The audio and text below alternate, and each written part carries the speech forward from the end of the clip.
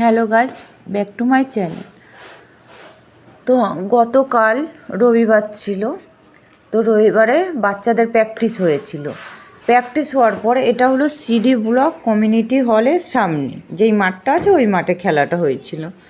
তো প্রত্যেকটা গার্জেনের খেলা, মানে সবাই খেলেছে। তো এই খেলাটা এর আগেও অনেক দিন আগে হওয়ার কথা ছিল। তো যখনই ওদের খেলা, বড়দের যখন খেলা হতো গার্জেনদের, তখনই বৃষ্টি হতো, তাই জন্য খেলাটা ক্যান্সেল হয়ে যেত। তো কালকে ওয়েদারটা ভালো ছিল, যাই হোক কালকে প্রত্যেকটা মানে বাচ্চার বাবা গার্জেনরা খেলে খুব খুশি হয়েছে।